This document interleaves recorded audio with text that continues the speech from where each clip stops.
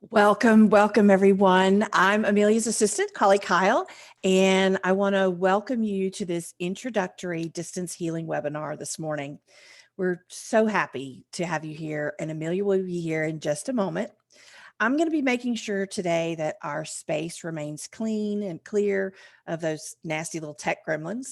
I'm here for your tech questions. So please make sure that if you have any tech questions, you can place those in the chat to me directly, Holly Kyle, rather than everyone. That'll help keep the chat nice and clear and clean for others focusing on Amelia's presentation. Now, if you've never been in a class or a program with Amelia, you're in for a real treat. She teaches and shares in such a dynamic way. More than anything, you'll find Amelia to be super generous, super kind, and amazingly available throughout your training.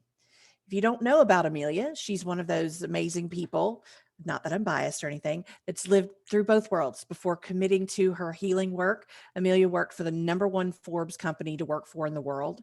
She went from riding in the corporate jets to doing hands-on healing work part-time to become the executive director of the Healing Touch Professional Association, and now runs a six-figure international healing practice as a grounding and energy medicine specialist. She's helped over 7,000 people in her 15-year career with lifelong limiting beliefs using a combination of grounding practices, intuitive insight, and energy medicine. A few of the things that I love most about working with Amelia is that she is so kind, so generous, and wants nothing more than to give so selflessly to support others. Friends, her family, all of her clients, and even her 3 pets. So please welcome Amelia Vogler. Oh my gosh. Hi, everybody. Thank you for spending this Saturday with me. I'm in my Saturday cozies here. I hope you're comfortable too. And hello from everyone in every time zone. I'm here in North Carolina. It's lunchtime here. You might hear some lawnmowers in the background. So it's just so great to be here. This is one of my kind of passions, and I'm so excited to share some information about this, what I might call like the special flavor of energy healing that is distance healing.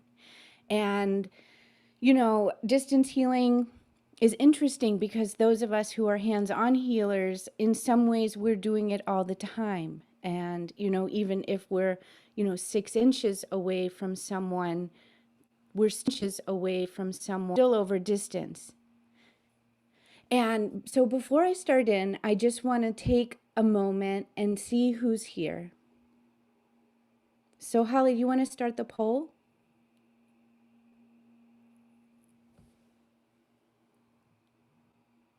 So if you can just fill that out, that would be great. And we'll just see where everybody's coming from.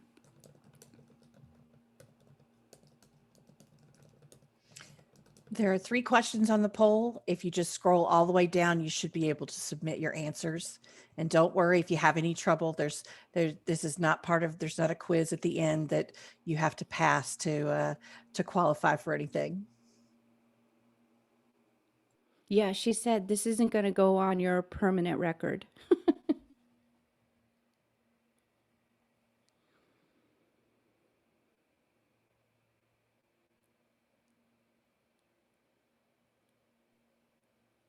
Okay, so if none apply, just pick some.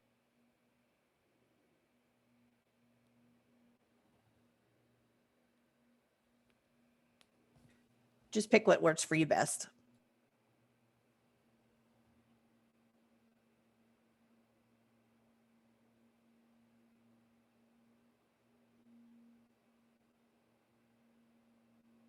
And it sounds like we've got a funny little delay thing happening here. So I'm going to try to switch a couple things, see if I can clean that up for you. Okay.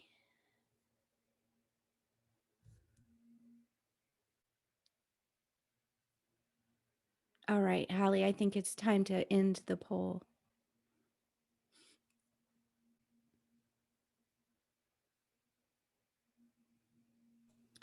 Okay, so it's like half and half. People are remote or not remote. And it's pretty spread out around the hurdles.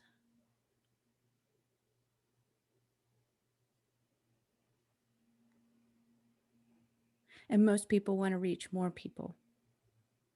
Perfect. Perfect. Thanks, Holly. I hope this delay isn't going to be too distracting for everybody. Is it okay? Your experience is pretty good. Okay. I can hear myself echoing in my ear, which is a little strange, but that's all right. So, Holly, do you want to go ahead and bring the slides up?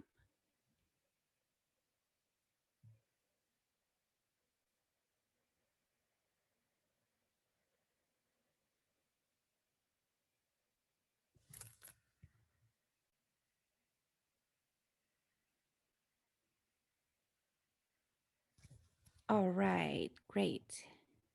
I'm just going to exit full screen. So on the first slide, Holly, the next one, I just like to do slides so that you have something to look at. So please don't worry about taking notes. I'll take you through these pretty slowly, and I repeat things. So don't worry about having to take down each page. But I wanted to start with my why. Why is this healer in North Carolina taking the time to teach distance healing when what I really do is focus on healing? And I think my big why for doing this is that there's massive, massive suffering in this world. And I wake up every single day, as I imagine you do as well, and ask Spirit, how are you going to use me? What do you want me to create? How do you want me to be today? What is my offering for the world? And I've been led to kind of blend what I traveled in my past to now. So a lot of people know me as sort of the practitioner's practitioner. And I think that I attract many practitioners to my practice because I focus on grounding. And we know that grounding is such an essential practice for anybody alive, but especially for us as healers, because our grounding keeps us safe. Our grounding keeps us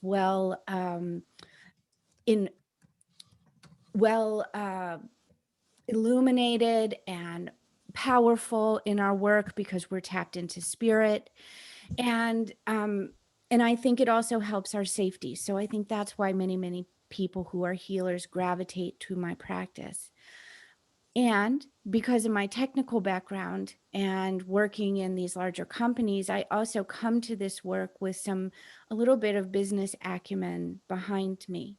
And because I worked for companies like IBM and SAS Institute, one of the things that I worked in were teams that were around the world all the time. So Europe, Asia, South America, Australia, New Zealand. So ever since I was in my late 20s, I've been trying to understand how it is to create collaboration and facilitate meetings and facilitate projects over distance. And I think also part of me comes to this is the little part of me that was a child, who was the child at the playground, who people, when they hurt themselves, gravitated towards me. I was always the child when people were crying or people got hurt, pulled me aside and said, would you with me? I don't feel good. And, I think it's all of those things. The natural healer in me, the technologist, and also the part of me who has run a practice. Those are all parts of my big why. It's like, how do I bring all of myself to what I do? How do I not forget where I came from? I was that child that was too sensitive. I don't know if you've had that experience as well. But I was too sensitive and told that over time, shut down your gifts. And then, what happens when we shut our gifts down and stop listening is usually things in our physical bodies start showing us up to get us there. And the thing that got me back to healing was migraine headaches. I had debilitating migraine headaches. They would send me to the hospital 4 times a year. I would get Imitrex injections that made me feel really, really terrible. And I started seeking out alternative or complementary modalities to help me get through that. And what I found was 14 years later, I don't have migraine headaches anymore. In fact, it took about 2 years of just continual care and regrounding and recalibrating my energy system. And now I've been migraine free for, 14 years now. So, in one sense, my big why also has imbued in it this sense of energy medicine is really real. It's really, really real for me. It helped me. It set me free of some very significant suffering in my life. And then it's sort of funny. I never intended to become a practitioner of this space, but the practitioner whom I was seeing said to me, Amelia, I really think you need to go take a class in this. And I said, I really don't want to. I would really prefer that you just treat me and I'll go do my corporate job and we'll be set. And she said, I'm not treating you again until you go take a class in energy healing. And so I went and I took my first level of healing touch, and it brought me back home. And from there, I brought that home with me wherever I went. I ended up quitting my corporate job. I ended up starting a practice part-time while I was still working in those bigger companies.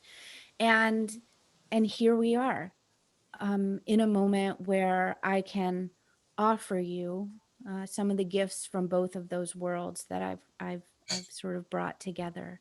So it's a good question. Why does somebody like me teach a course like this? Because it's businessy, and I'm usually teaching spiritual practices and spiritual journeys and things like that. And I go back to the business not just because it's part of my history, but because there is that massive suffering in the world, and because the people who are drawn to my practice are practitioners. And it just feels like one of the ways I'm being called to service is to share how this work has evolved in my practice and how I can empower you with all the mistakes I've made and give you a system that works. So, Holly, would you move to the next slide? Thank you. So one of the things that I noticed when I did change my practice was that I had more flexibility. I got to travel more. I had more disposable income coming in. I didn't have to pay rent anymore. I was able to take more time for myself. I give back generously in my local communities and also nationally to foundations that I love. I get to spend more time with my family. And honestly, I think I'm a better friend and a better person and a better wife and a better mom to my dogs and my cat because I have a little more space in my practice. And I feel like a healthier version of myself when I'm not driving in to my office or taking that time for a commute that took 25 minutes both ways. And most likely, like you, maybe you're like me, that our lifestyle isn't what draws us to this work. It's helping people. Um, but there's also this really brilliant gift in the art of distance healing and really committing to that unified field, that consciousness that we know exists. And I actually think that there's a great energetic return when we commit in this way, not just to our clients or our life, but also the energy itself. I think it brings us into relationship in a really interesting way. So today, what we're up to is I'm going to spend a little bit of time telling you about a distance healing practice and sharing with you what's the architecture of that practice. What does it look like? What do you need to put together? What are some of the practice considerations that's beyond the practice? Because I think every single one of us is coming in with our own scope of practice. I've taught this class before, and we had animal practitioners, we had polarity therapists, we had healing touch, we had Reiki, we had people who did distance healing by intention or intention modalities, Qigong practitioners, practitioners, many coaches, holistic coaches were in the last class as well. So regardless of what your scope of practice is, um, there's a container that's going to hold that container, and that's your practice itself. So there's the modality, and then there's your practice. So Holly, would you mind going to the next slide, please? Thank you. So this is, I'm going to take you through first the architecture of a one-on-one distance practice. We're just going to start with the foundations. And each one of these I'm going to speak to in more detail. So, don't worry. This is what I meant by saying you don't have to hurry if you're taking notes. We're going to kind of take these one at a time. But one of the things that's so important that I don't think we realize is that when our clients come to us, it's so important that they know what our scope of practice is. That's our first boundary. And showing up within our scope of practice is our ethical thing to do. But it's very interesting what happens when someone says, yes, I want to work with someone who does this, that, and the other, because that first contract is created, that first healing contract.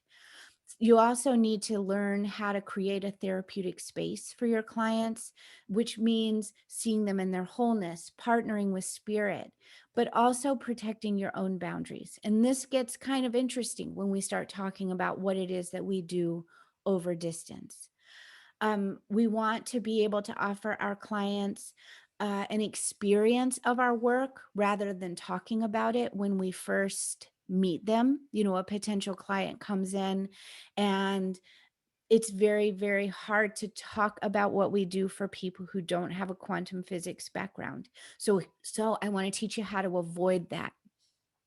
The next thing you want to do is be open and receptive to receiving a lot of beautiful, energetic information. So you want to be able to ask great questions. You want to be able to tune your intuition. So we're going to talk about that a little bit. You want to be able to manage your space in a very safe way. So we're going to be talking about some safety techniques today. And, thus far in the architecture, we haven't even gotten to the place where you offer your services. And so that's very, very interesting. And this would be the place. What happens within that safe container? That's where you bring your modality and your scope of practice and your gifts to your clients.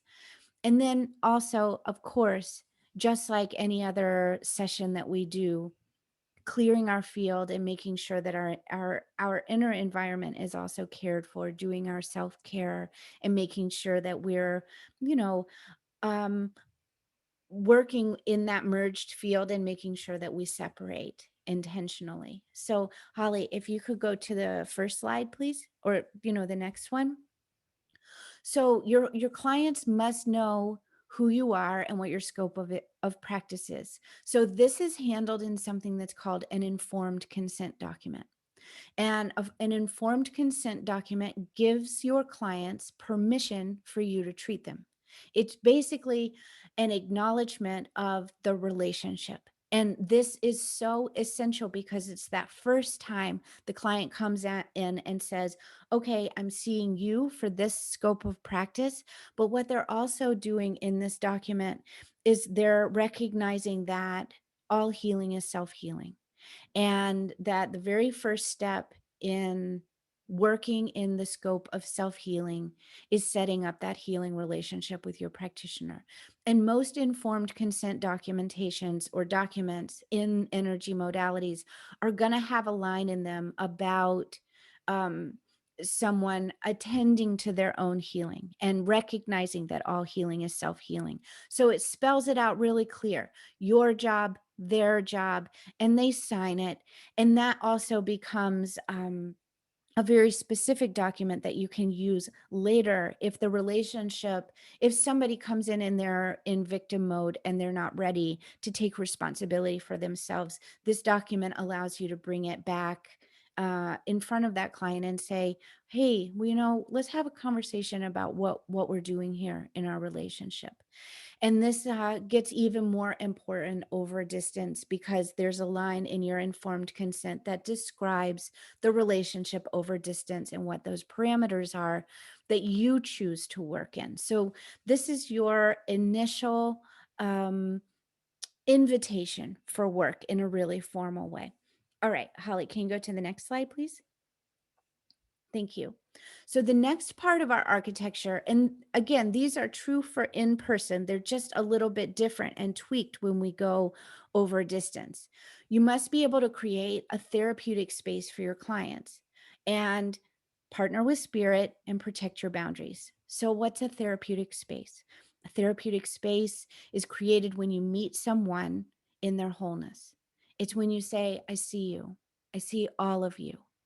And in healing, especially in healing, this therapeutic space includes you, your client, spirit or God or the universe or greater spirit or the consciousness. And the therapeutic space also is about boundaries. And so think about how different your boundaries are when you're over distance. Automatically, you have to really attend to the space between. And so you want to set this therapeutic space up in a really safe way. And I'm going to show you how to do that. Holly, would you mind going to the next slide, please? Thank you. So for our initial conversations and our initial consultations, this is all about how is it that you introduce your work to potential clients? And there was something like 70% of you on the call that says, yeah, I really want to expand my practice and meet more people. Now, one of the main reasons why it's hard for us to bring new clients in is because of the nature of our work. And one of the number one things that you don't want to do when you're talking to a potential client is start talking about how distance healing works, or energy medicine for that matter, because most people don't come to us with any kind of background in quantum physics, and they're very curious and skeptical. And as soon as we start talking about the language of energy, maybe we start talking about the chakra system or the meridian system or the hara system, they kind of go, what? And there's a way to have these conversations in a really loving way. And I'm going to demo one and bring somebody up for an exchange so that you can see what this is like. And this is probably the number one thing that changed my practice and helped me to meet new people and have a really comfortable conversation that helped me understand, can I help this person? Helped them understand how I worked, and really kind of get to feel the dynamic and make referrals if we need to.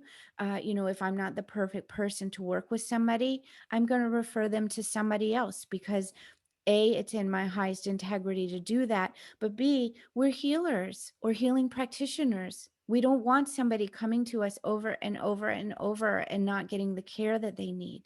So having an opportunity to do this in a way that is complimentary or low cost just affords you a lot of upfront space to make sure that the relationship is really perfect and that everybody feels nurtured and nourished. So I look forward to showing you what that looks like. And then on the next slide, Holly. So this is about developing a strong intuition. And a lot of people are curious about this. How is it that we open to these other dimensions? Well, here's one thing. And a lot of people haven't thought about this before, but we have 7 major in-body chakras, root all the way up to crown. And each one of those chakras has another lens of looking or listening in an intuitive way. So, for example, the root chakra, the way that the root, which governs our physicality and our physical body, the way that our root is intuitive or is an intuitive lens for us shows up in the tingles and the chills and the little, like when our hair stands up behind our neck a little bit. And I don't know if you've ever had that experience of when you're working with a client or talking to somebody and all of a sudden you get a shiver and that is true. There is truth in that. That's one of the um, 7 ways of doing intuitive vision. Our sacral chakra is our emotional lens of intuition. And that's like, I don't know if you've had this experience, but you're listening to a client and suddenly you just have tears coming down and you just feel so emotional. This is the intuitive lens of the sacral chakra. The solar plexus has, we think about the solar plexus as being the seat of our personal power, but the solar plexus also is really good at picking out patterns. And this is something I tend to be really skilled at, is listening for patterns. That's a third chakra way of doing intuition. When you can hear something in childhood and then hear it again in teenage years and hear it again in present day and go, hey, there's something repeating here. I think we should check it out. That's the third chakra way of doing intuition. The fourth is relational. So we start looking at the patterns of how people are in relationship with other people in their life, their husbands, their children, the animals, the earth itself, Mother Earth itself. This is the heart chakra. The throat, the way that the throat chakra provides us intuitive messages is literally through messages that we hear, voices, words. It can also be written. So those of you who might channel using guided writing, that's a fifth chakra gift. The way that we express, sometimes when we start channeling, we just start speaking messages. They're not really heard. They kind of bypass hearing and we just start channeling voice. That's a throat chakra way of doing intuition. Then there's the brow, which is all about seeing. That might be the colors around people if you're sensitive in that way, but seeing is also seeing visions, getting a sense of kind of like, hey, I'm noticing something. I'm seeing this image of a cactus and it's like shrinking without the enough water. And we start working with the imagination and these visions. That's the way that the brow chakra uh, serves us in our intuition. The crown allows us to be connected to spirit and connected to knowing. It's kind of like the opportunities for us to come into conversation and then simply know the answer. That comes from the crown chakra. So there's 7 different ways of doing intuitive vision in the body and developing those, listening through those. One of the ways that helps us do that is by asking really great questions. And one of my absolute favorite questions to ask, and you can add this to your intake form if it's interesting for you, is what's your greatest strength? Because when we know what our clients' greatest strengths are, we can leverage those in empowering conversations. We can also see where in their life their actions are not being served by those greatest strengths. And that becomes a clue for us. Hey, there's some lack of resonance here. So what's your greatest strength? Oh, I'm just so persistent. I'm so consistent. 3 sessions later, you're hearing about that same person say, I just give up when it comes to this. I just lose my power and I give up. Hey, that's a really interesting pattern that you just saw. And very likely it's something that is really important, because our greatest strengths have to do with our essence and who we are. And usually that essential nature is what we're trying to help them see and form a relationship with for their own healing. And so over distance, when we do intuitive vision, it's really, really interesting to see how the lenses of our chakra system respond when we don't have visual stimulus and we don't have, if we're not seeing someone over Zoom and we're just working over the phone.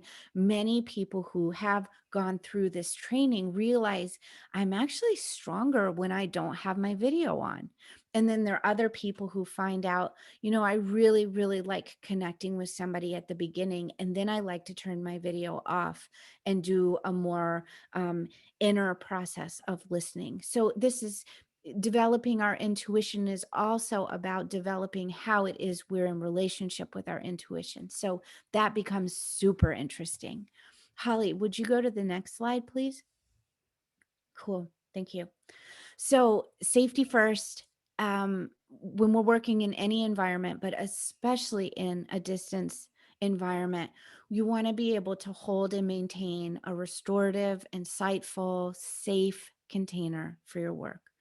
And safety is, it's interesting because, and this was something I had to really kind of evolve as I was working over distance, because when people would trigger or become unstable or activated in their nervous system, you could feel it. I could feel it, but I wasn't quite sure how to attend to that, where normally I would walk up and I would put my hands on their feet. I would ground them. I might stop, pull my chair over next to them, sit next to them and talk with them and kind of bring them, help them re-regulate in what I might call everyday reality. So in this step working, this is where we're entering into that relationship through our own modality. So what are some ways that we can help keep people safe? Well, one of the things is remembering the power of that very long exhale. And we can all practice it together if you want, but just take an inhale and then exhale longer.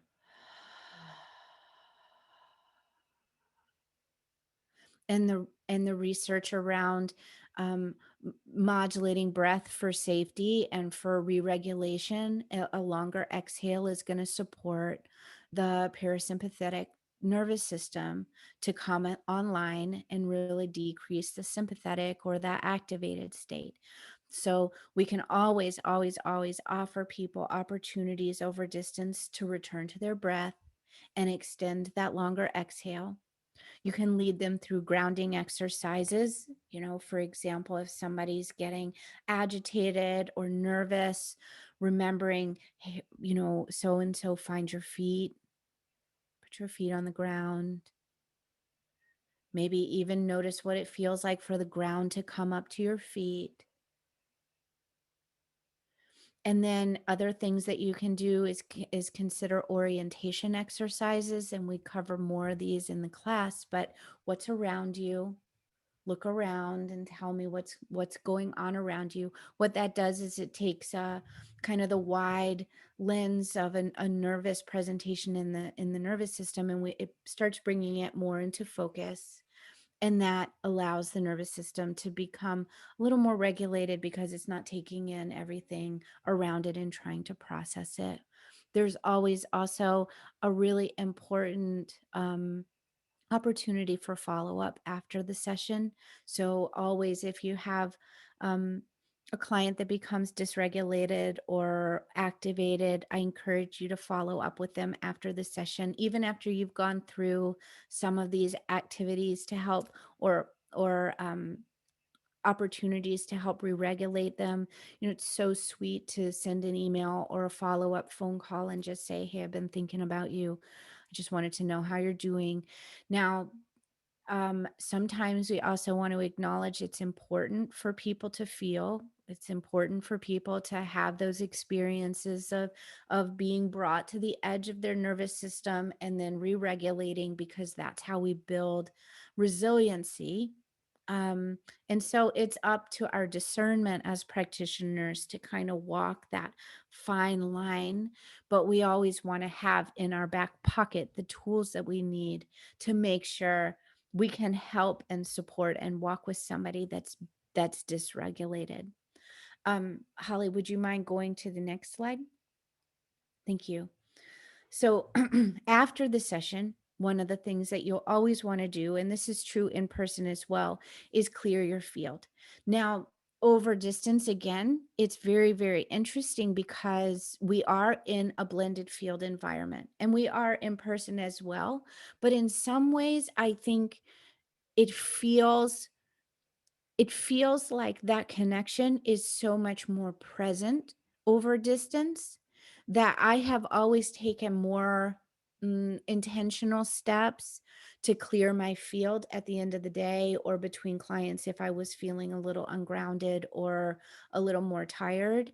And so some of those practices might be using your intention and I'm sure these are very familiar to you, but showering, bathing, um, drinking some water, doing some earthing practices outside, putting your feet on the ground without shoes on, using essences, different types of like vetiver aromatherapy. Vetiver is an aromatherapy oil that I love. It's very, very grounding. Movement, mantra, singing, using prayer as a cleansing. Those are kind of self practices that we probably all have in our back pocket. There are also meditations. There's also guided practices that you can find on YouTube to help you clear your field after. So, on the next slide, Holly, thank you. So, one of the things that I thought was really interesting when I really started thinking about moving my practice over distance was around how confident I felt. And it was like, can I do this? Is this I trust the modality, I trust the energy, but um is it really possible for me to be an effective, safe healer over the airways of space and time?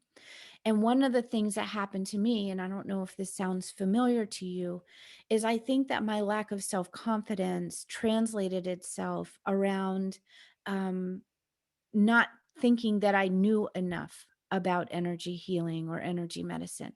And what ended up happening as a byproduct of that was that I went and I took a lot more trainings, and some of them were more useful than others. I just, it was like, if I'm going to meet somebody where they are, then I probably need this in my scope of practice and that in my scope of practice. And oh, I should probably learn hypnosis and tapping for the meridian system because I don't know about that. And what I found is that's really a myth. We really just need to be good and competent and safe in the modalities that best serve us, and then have a system that can help hold that. And that's this kind of distance healing, complete training that we're going to be talking about. That's the system that holds your processes.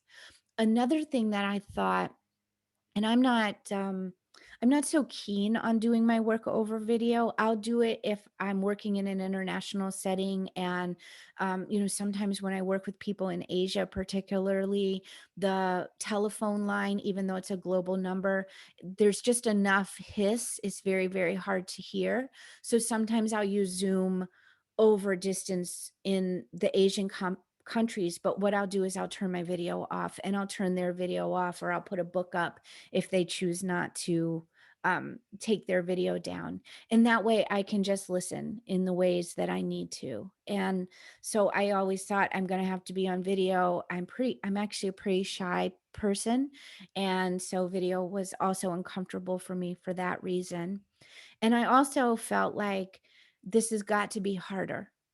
For some reason, I just felt like taking that leap from in person, sitting with somebody, putting my hands lightly on them, to extrapolate it over distance, it must be hard. And I found that all of those things are not true. I didn't need more trainings. I didn't have to use video. And it was quite easy once I had a practice at it. And so I don't know if that feels familiar to you. But what I found out was, to attend to that self-confidence, like I was saying, what I needed was an architecture so that my healing work had a healing practice around it. I can talk about it all I want, and I can share these kind of architecture topics with you, but what we really need to do is practice it also so that we feel comfortable in it. And we need to pick and choose. Hey, do you know which of the 7 in-body chakras are the lenses that you typically use to manage your intuition or to receive intuitive information? Or do you have a consent form that outlines what you do and what that relationship looks like? Or have you thought about doing an initial consultation? We can talk about it all we want, but really putting it into action, practicing it and see what works and what doesn't work, that's where the magic happens. So here's where we're going to go for the rest of our time together. Let me take a moment and just see if there's any questions. Udom says, how can you tell the difference between the healing release of emotions versus an activated state? You know, that's a great question, because I think hyperventilation is certainly one of those moments where I kind of I log that is activated. You know, most of the time, a more healthy release is going to look like weeping. And maybe it could be very intense weeping, but you can see usually in the body itself, like the shoulders might be turned in, but there's a gentleness about an emotional release that you can usually pick up in that interpersonal field. But when people start um, hyperventilating, you know, heaving for air, and usually you'll start hearing them express things also like, you know, I'm not okay. I'm not okay. I can't find this. I can't, you know, I don't know what that looks like. I don't know if I can do that. And you can feel in their energy sort of the central nervous system, or the kind of unhinge a little bit and keep going. Does that help? I think it's really about feeling. I would always err on the side of tending to um, someone who's overly activated and making sure that they have some different coping mechanisms for your from your safety toolkit to help them bring themselves back into alignment or active or a non-activated state. Susan is what I mean by an architecture of a practice. Yeah, Susan, we're going to go through that in just a little bit when I kind of take you through what this training looks like. But essentially, what we do is you know, every single one of us has our practice. You know, we all probably come to this call with our own modality. We have our own intake process. We have our own kind of format for healing, whatever your assessment is, whether you use a pendulum, whether you use muscle testing, whether you use your intuition. You have your own treatment protocol. So whatever your hands-on or hands-off or intuitive practice looks like, there's that part. There's probably some form of post-treatment assessment. And then after that, there's probably some growth work and homework. So that's that's kind of the practice of your modality. What goes beyond that is the practice that we're going to be talking about. It's what are the technologies that you need to understand and how to use when you bring your practice over distance. What are the fixtures of your intuition that you rely on when you're doing your work that might be different in this other space? How is it that you have a conversation with a potential client before you even get to that place of doing your work? So that's kind of the architecture.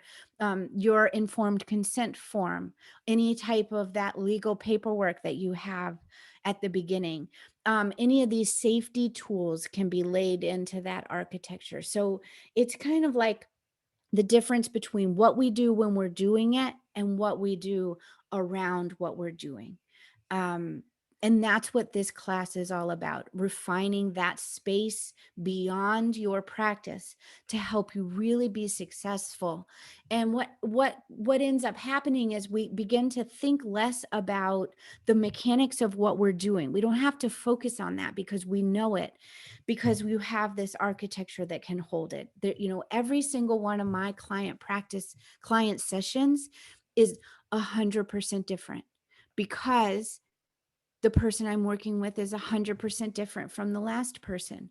But the architecture, what I do to have that initial conversation with my client, to where I'm going to meet them online, over the phone, over email. There's some other permutations to how are we going to get them out of the weeds if something comes up, over distance specifically, because I want to share what has worked well over distance, to how it is that you do your follow-up, or even in our sense too, how do we work with groups over distance, which has its own kind of funny architecture. So I really appreciate that question, and I hope that helps. Lisa says, once the session is over, do I give my client work to do?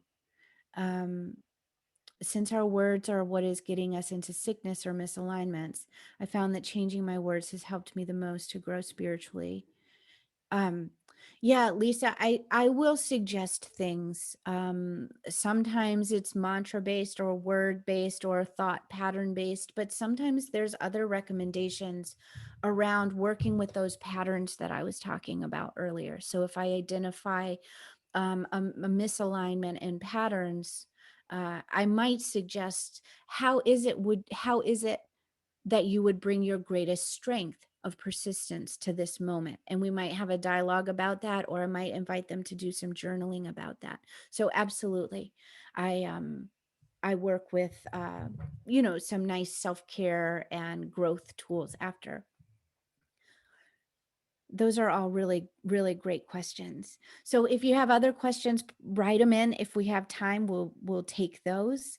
And here's where we're going to go for the rest of our time together. I want to talk about the initial client consultation. Dee's writing in, let me just see what Dee's saying. Is there anything tangible you provide the client after the session that reinforces the session, or is providing less documentation, less confusing for them? It depends on the client, Dee. I think this might be an opportunity where we can, where you and I might dialogue some specific clients and think of some ideas that could be tangible or not tangible, and talk about the reasons why. I was working with a friend's daughter recently who was she's been having some separation anxiety as she's going back to school around COVID, after having been online schooled for so long. And when I was working with the mom, I suggested that this isn't exactly the stone that I was offering, but I said, maybe what you can do for your daughter is just take a stone, and every morning just put your love in that stone and give it to your daughter and say, if you need me, I'm here. If you need me, just check in here and feel my love. And so that's an example of a tangible thing that might be useful. And then there are other non-tangible things. So I think it depends on what the issue is and how it is we can best attend to increasing the vibration and the imprint of the healing that we've been doing together, so that it continues to manifest into the future. So so here's where I want to go now. I'd love to demo that client consultation and show you what it's like and what it feels like. And then after that, I want to share a little bit about the complete distance healing training, where Alex, during the training, I'm going to talk about the SOS issues, like how do we laser in there, how do we kind of swoop in, break the energy up, and help somebody get grounded and centered again. So that's in the training. Joanna was asking about altered states at the end of a session. So there's some different ways that we can help bring them back. And usually conversation is a good way to do that. I don't want my clients leaving our conversation if they're out of it. So I always spend the time that I need to make sure that we're on the same page. So after, I just wanted to jump in. I really love to answer questions. So after I do the client consultation and demo that so you can feel it, I'm going to take you a little bit through the distance healing training itself, so you can see kind of the architecture that I was referring to earlier. And then, because I think, my first offering here is from my inner healer, I want to also take you through what one of my group healing experiences look like. Um, and I want to gift you with a nice group healing so that we can all blissfully go off into our Saturday. And Al Mitchell, I don't work with surrogates, but many people do. And we do talk about surrogating in the class. So Holly, do you want to bring somebody up? So if somebody wants to demo this consultation with me, maybe just raise your hand. While you do that, I'm going to plug my computer in. There we go. And we'll just bring somebody up. Hopefully I won't be echoing in my ear. Shirley, did you want to come up? Yes. All righty, great. All righty. Hi, Shirley. Hi. Thank you for volunteering. Oh, absolutely. Thank you for offering. Of course. So here's what we're going to do. We're just going to role play. And Okay. I'd like for you to pretend like you're a new client of mine and you found me on the internet, whatever, and you can make up an issue. I wouldn't make it, the issue that's been haunting you since past life and this and that. Okay. For this call, we could certainly do that in another call, but for the sake of demonstration, we'll just pick something kind of on the surface. And we're just going to show what this initial conversation looks like. All right. So Okay. I'll just pretend I'm on the phone and I say, Shirley, thank you so much for booking up with me. I'm so excited to spend a couple minutes talking with you. How's it going today? It's good. Thanks for meeting with me. I'm doing okay. I've got something that's just kind of been going on and off for me. It's kind of throat issues. My thyroid has been up and down, but it's pretty good. Actually, I've done a lot with my naturopath, and but there's always seems to be the sticking point for me is the throat area, and some of it's I know that some of it's using the voice kind of thing, but it seems to be something that's been hanging around for a long time. So Well, thank just you, wondering if Shirley. there's anything that we can do about that. Yeah, I appreciate that. And before, we jump in, I just am curious if you have any questions for me before we get started. Is there anything on your mind, other than your physical Yeah. and emotional presentations? Is there anything else? I just want to make sure as we come into this conversation, you're not curious anything about me, anything about the process. I'm pretty familiar with, the healing touch, what people do, and I know it's different when we're talking online, but maybe you could just tell me that. How is it different when we're doing it online as opposed to in As person? opposed to in person? Yeah. So just a little caveat for folks watching, we would be over the phone. So she would probably say over the phone. Okay. And that was not to say you did anything wrong. I just want to, my answer is Yep. not going to be the answer you asked for. Okay. So Shirley, I think it's really astute of you to kind of note the difference between, hey, normally I do this when I'm in person with somebody, and what does it look like when it's over distance? And I can tell you in some ways it's different because we don't have the luxury of seeing each other, but we also continue to maintain our relationship over what's spoken. And we know from energy that there's so many different vibrations of it. And the quality of voice and the space between us acts in that same way, the container for our work together. So just like if we were in the same room, we're going to create a really beautiful container for our work together. So I'd love to go ahead and do that, if that's okay. Yeah. All right. So Shirley, I'd like to affirm you into this space with me. I'd just like to call all of you present here with me. And I'd like to affirm myself into this space, which is really just bringing us both into the same space. I'd like to affirm greater spirit, God, universe, whatever those benevolent forces are, to our shared space. And I'd also like to affirm our higher selves to this space.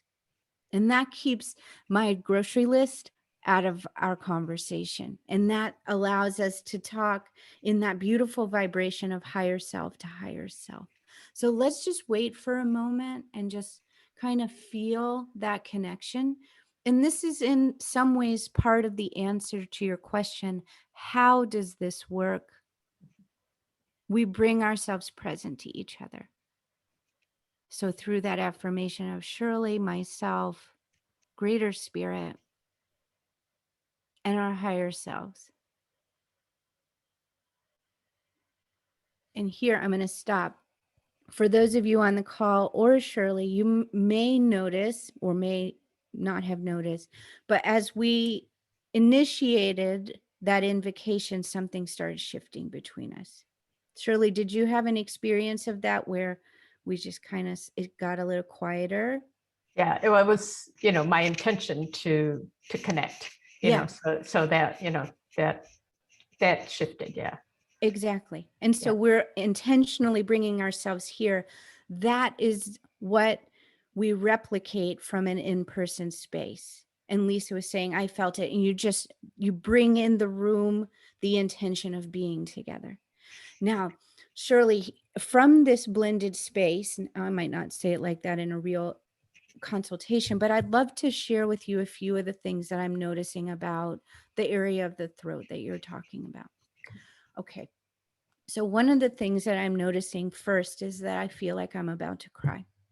And I'm not sure exactly what's going on with that, but I can start feeling that emotion come up. And I'm just wondering if that resonates with you at all, if you're noticing any emotion coming up or. I'm not at the moment, but that's a common thing. Yeah.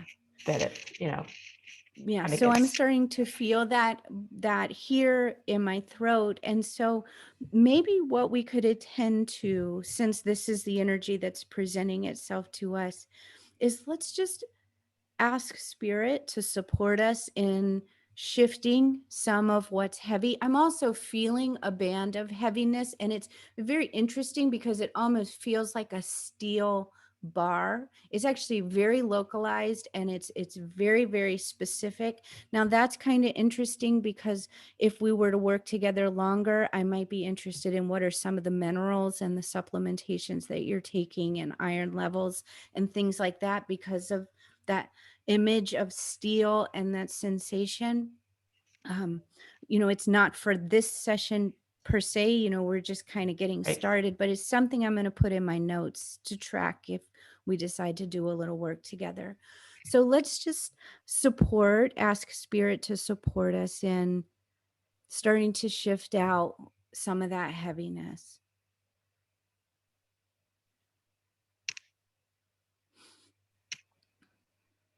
And I'm happy to share some of the things I'm noticing, but I'd also love to have you share as well.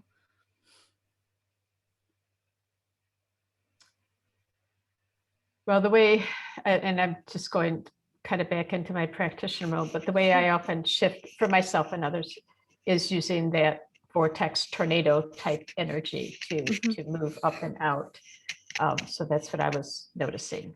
Is that Yeah, was sort coming of in. the Whirlwind. initiation of Yeah. that whirlwind. One of the things, see, that's beautiful, Shirley, because just by the space alone and our intention, that healing vehicle started moving for you.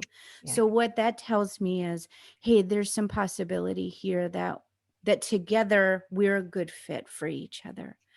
And one of the things that I noticed was that I started feeling more relaxed, and my emotional self started calming. And I still do feel a little bit of constriction here in my throat, but what is around it is a lot less heavy. And, Shirley, one of the things that I think might be interesting to do now is just as we're processing this change, maybe just take a couple minutes and turn your head from side to side and just start shifting. You know, what happens with that vortices of energy is if we can keep the neck moving, that can help, especially in the throat chakra, energy continue to flow through. And, you know, sometimes we get a little bit locked up.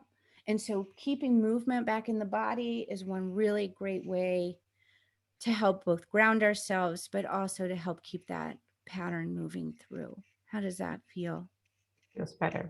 Great, great.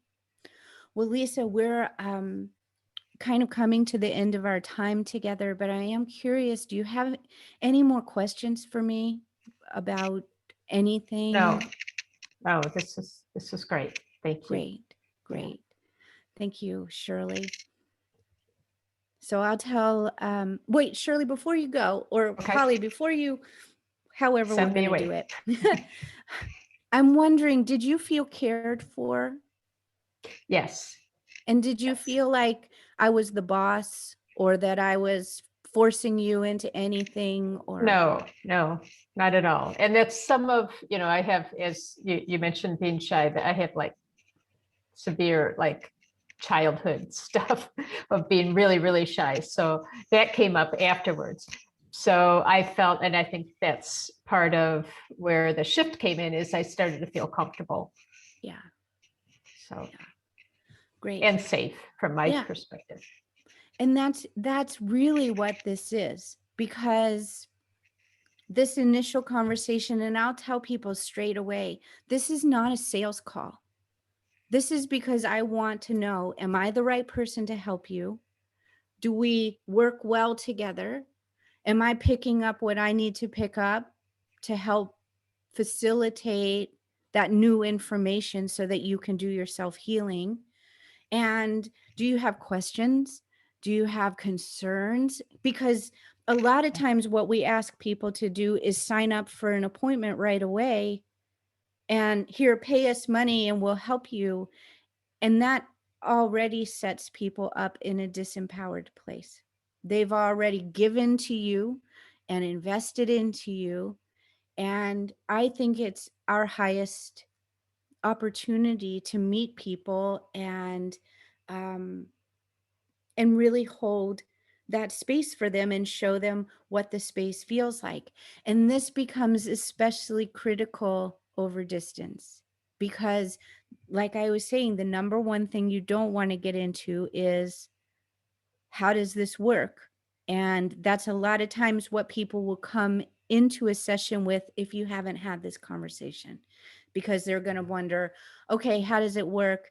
And Shirley probably has a sense of an embodied sense. Hey, I felt change. I can trust this. I can trust this process. And you never, ever have to say, oh, well, when we're in a blended field, this, that, and the other. So it sets us up. Felicia was asking how long my first calls are. They're 30 minutes every time. And, you know, people say, are they free? Do they cost? They're absolutely free.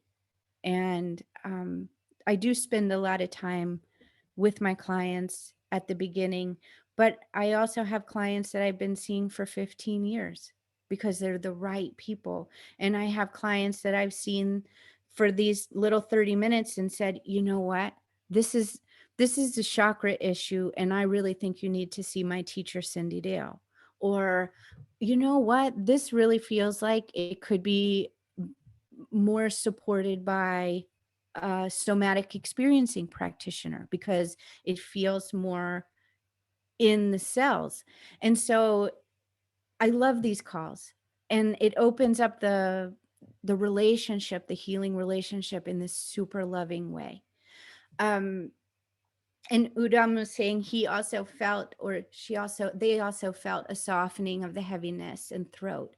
It's amazing. Right now, all of us are sitting in a beautiful blended field because we've all come with the intention of being here together. So it doesn't surprise me that people were also feeling what happens when we invoke that sacred container, which is part of that larger architecture is invoking the sacred container, or feeling Shirley's, shift in expression. So thank you, Shirley, for coming in. I am back to hearing that strange echo, so I'll just take my thing out, and so I don't have to listen to myself. So Holly, would you mind pulling the slides back up?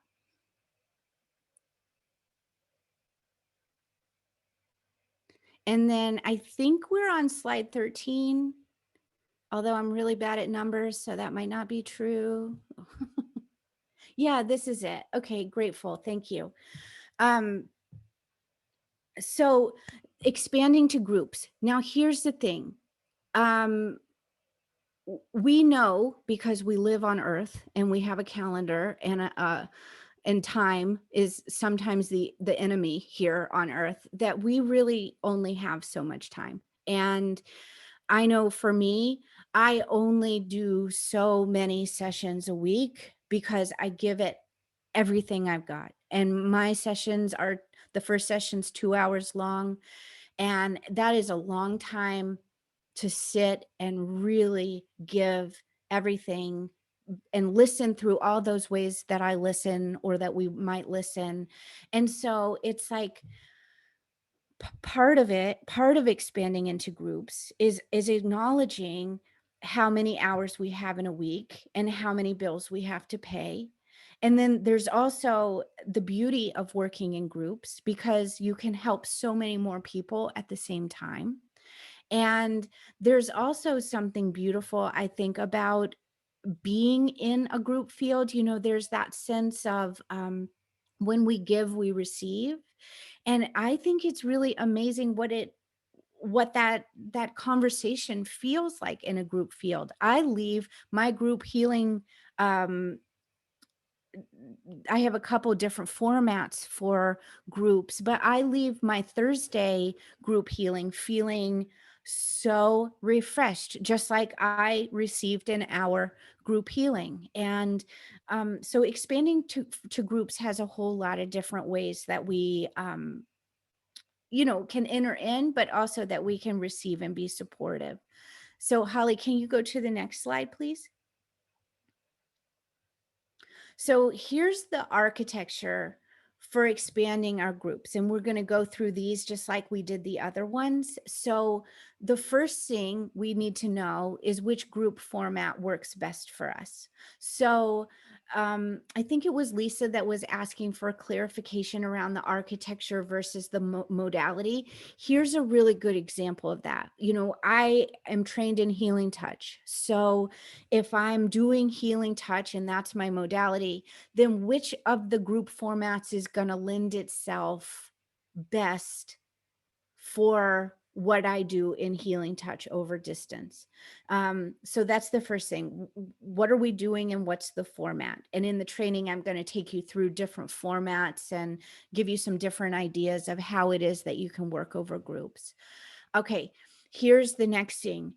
If it's one thing to try to fill a practice one-on-one, but to fill up a group, you're going to need a little more information about the marketing and the business side, because it's kind of hard enough really to find new clients one-on-one. And then when you're trying to find 12, 20, or 60 or 100, that opens up some new possibilities for what it means to create some language around these offerings and what are the benefits and things of that nature. Now, we also talked about that therapeutic space and that container. So sure, it's one thing to work and create a container one-on-one, just like Shirley and I did, but it's quite another thing to extend that space to groups. So I'm going to share how to do that. And also, one of the nuances around a group field is starting to work with the boundary itself, because now safety becomes very important, because you're in a group with many people over distance. And so what the heck does that look like? So we're going to get into that a little bit. Now, agreements. And this is something that I just really initiated in my practice last year. Maybe it was around the death of George Floyd, when we started really looking at in the United States, like, what are our agreements with other people? What does it mean to be a safe facilitator for all people? And so I did a lot of research, and I've come up with some agreements that I put in place for every single one of my group programs and every single one of my courses that I teach.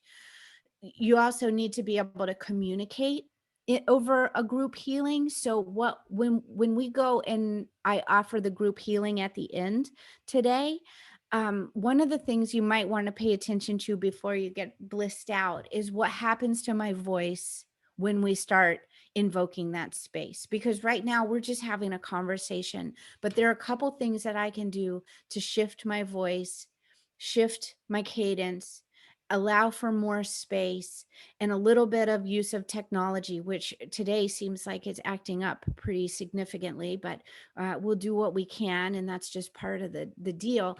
Is how do we work with these things to create a deeper and even more impactful environment for group healing? And then again, safety first, absolutely every single time. So um, the next thing you need to do for a group, and this is also true one-on-one, but how do we bring everybody back to safe boundaries? So if you have 65 people on the call and they're all around the world, you want to make sure that you end that group healing or groups format with a way to bring everybody back to their personal boundaries. And then again, more people in the field, more guides in the field, more junk in the field, we're going to want to be able to clear ourselves um, for for our life and our day. So let's go into these a little bit deeper. Holly, can you go to the next slide, please?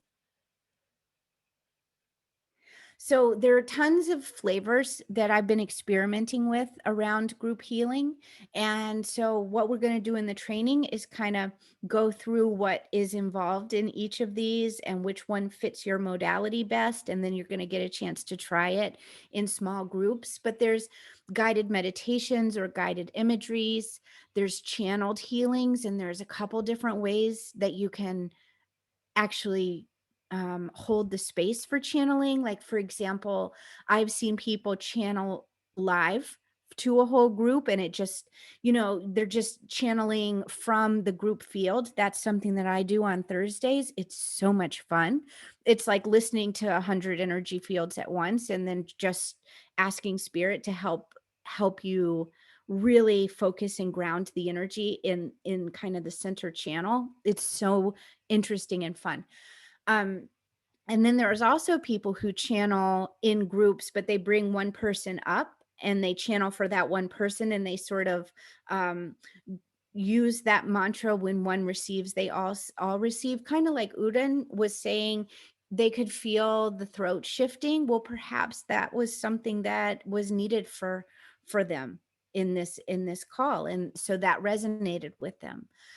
There's energy coaching or channeling that you can do. Energy coaching is really about what are the blocks, what's showing up, what's the ideal, and kind of helping people think through energy patterns that show up. There again, it's kind of like a group coaching call, if you've ever had one of those where people come up and somebody kind of talks and coaches you through issues. We can do that energetically as well. We can talk through issues. I'm an integrative health coach also in my scope of practice, so that's something that's kind of in my back pocket if needed. Rita's not a fan of channeling. I think that depends on what kind of channel you are. Full channel, those are super freaky. But if you're super grounded and you're getting intuitive information, that's also a form of channel. So when I say channeling, I'm really also talking about responding from your intuition and letting the intuitive information kind of flow through you. So I'm not really thinking or directing you, and I would never do that, to lose yourself, lose your grounding, or be taken over by spirit. I don't teach anything like that, just to clarify. So there's also group play days and practices. I'm just starting a group mentoring collaborative where we're going to be doing a lot of this, like bringing client issues to us, and we can kind of together use our intuition to see and support someone with their clients, or kind of role playing and practicing. If we wanted to, for example, work with this new consultation, we could maybe take some time to do that. And then there's group trainings. So there's a lot of different ways that we can work in group settings. And this is an example of a group training. Obviously, you came in for information, and I'm hopefully providing you some really useful and good information to take back to your practices. So, yeah, Rita, I'm right there with you. She's saying she gets some very intense things from channelers. They super freak me out. I think, as a grounding specialist, it's like, let's be here. Let's not give our power up. So I'm right there with you. All right, Holly, can you go to the next slide? Okay, here we go. Marketing matters. And I trigger immediately. And when I say immediately, it is like run for the hills immediately when I see crappy marketing. It's what I might call the pain side of pain versus promise. Like when you struggle with, or the three greatest struggles, and it's like, oh, this is repulsive. Really, I like to do my marketing in more of the promise space, where it's like, let me just share what you're going to receive, what I hope that you will receive from this. And I trust you to make your decision about whether that's a good fit for you. I don't want to be manipulative. I don't want anybody in my program that doesn't want to be there authentically. And so I think when we're starting to work with our marketing language for these group spaces, yeah, Susan, I mean, it's so easy to trigger it because it's so inauthentic and there's no love there. But here's the good news. There's some really wonderful ways to talk about the benefits of working over distance or being in a group field. There's science that can support it. So there's statistics that we can bring to our marketing that add validity and substance, and we can get testimonials. And so there's a beautiful way of doing marketing.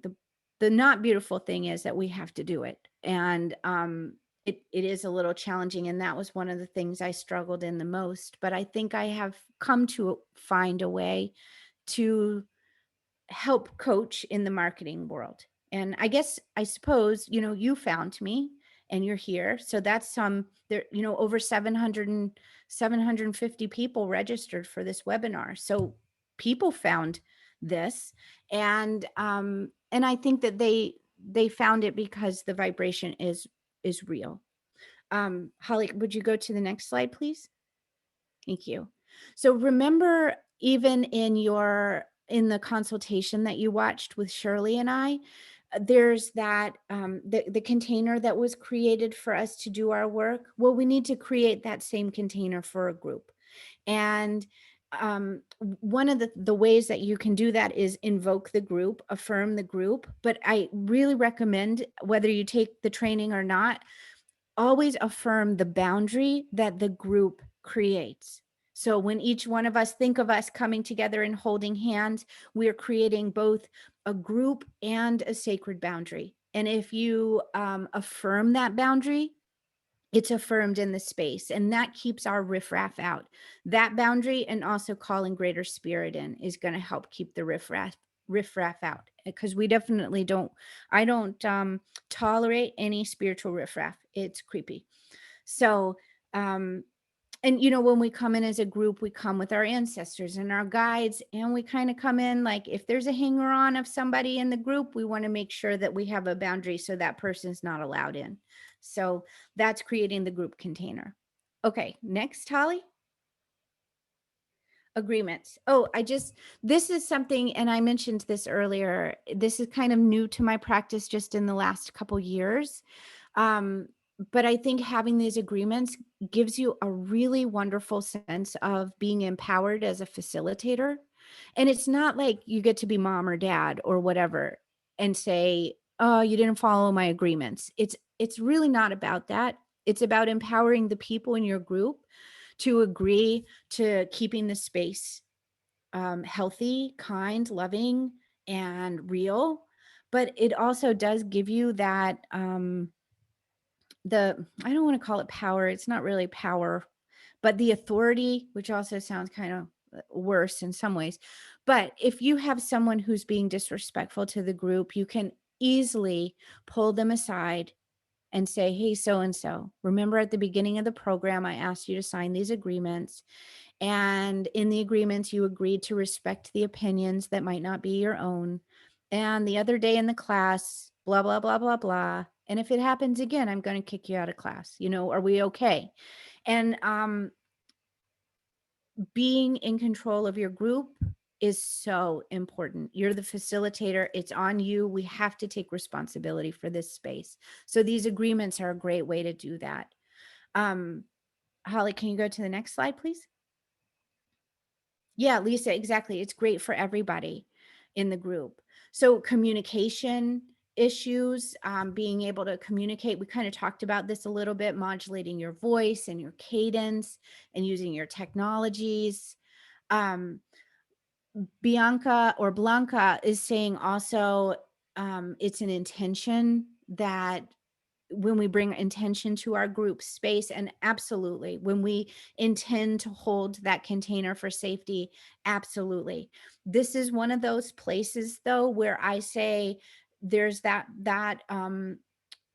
expression as above so below. So while our intention is holding that higher space for us, the so below in that is our everyday agreements, because we want our intention to match what's coming in here in the earth sphere as well, because sometimes people misbehave. That's like free will. We all have it. And I tell you what, if somebody came to one of my groups and was putting down someone for their ageism, ableism, their sexuality, their gender choices, that's the below level, where just because I set intention for a safe environment, that doesn't mean that I can't act appropriately on the earth realm too, to make sure that this is safe. But I love that you brought that in, because, and I should have put it in the slides, that we also, as above, offer that intention for safety. And that does help to keep the riffraff out. So thank you so much for sharing that and offering that to the group. So important. Holly, can you go to the next slide, please? Safety first. So, and this, someone was asking about the SOS. Like, there might be times when you need to interrupt your group to support somebody. And I would encourage you to do that. I give you permission to just say, you know what? It sounds like we need to take a few moments, and I'd like to have a conversation with so-and-so. If you're in Zoom, there might be a way to do that and check in with them over chat privately first. Do you need some support? Should I, stop the call or hold the meeting? But I want to empower you. If one person in the group feels unsafe or is unsafe, then the group is unsafe. Now, have I ever had to do this? No. Have I ever had to stop a group format? No. Have I ever had to stop a group healing? No. Have I ever had anybody trigger in a group healing? No. No. And I've been doing this for years. And so I think there's something to that sacred container, and something to the intention, and something to the agreements that allows us to come in and kind of know where we know our place in the circle, if you will. And that's not a hierarchical thing, because it's a circle. So Holly, can you go to the next slide, please? Great. Closing the group. Now, you probably would think about this, but I think it's worth mentioning. If you're doing group work and you have spent an entire hour blending everybody's fields together, letting them all go home with everybody else's stuff is probably not what they were asking for in the group. So you want to make sure that you skillfully bring that to a close, whether it be, using intention, or also using some verbal messaging around, okay, let's intentionally separate our blended fields and come back into everyday boundaries so that we can be in our individual energy fields. And I typically, because I'm working with the 7 different ways of doing intuition, I'm listening, I'm feeling, doing group work is like, I think, the Olympics in some ways of being an energy healer, because there are a lot of energy fields and you are picking up so much, and we can do it. And I actually think that as we're evolving in humanity, we're evolving to be better group facilitators using these other dimensions of ourselves, because it's where we're going as a society.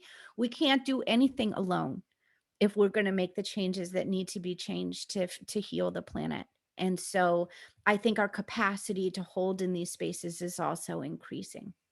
So exciting, isn't it?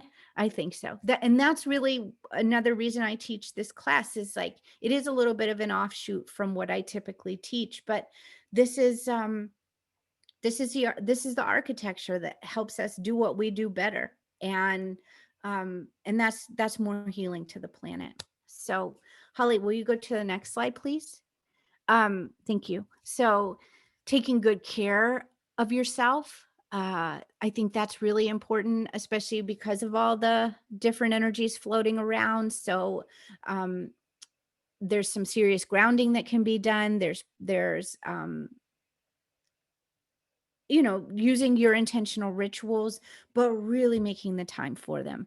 I was telling you about my Thursday segment or offering. I love that segment.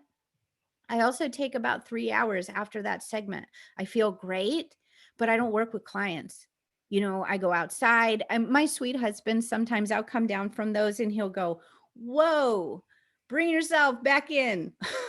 Go outside, put your feet on the ground. Where are you? Because he can kind of see that I haven't quite gotten all of me back here. So, it's like the beauty. And just to be perfectly honest, because we make a little more money when we work with groups, we can take the time after to take care of ourselves. It's like the Lumnus Gate or the Figure 8, where we are fed because we feed, and we give and we receive. And I think it's all just part of that natural cycle of giving and receiving, just like our breath, inhale and exhale.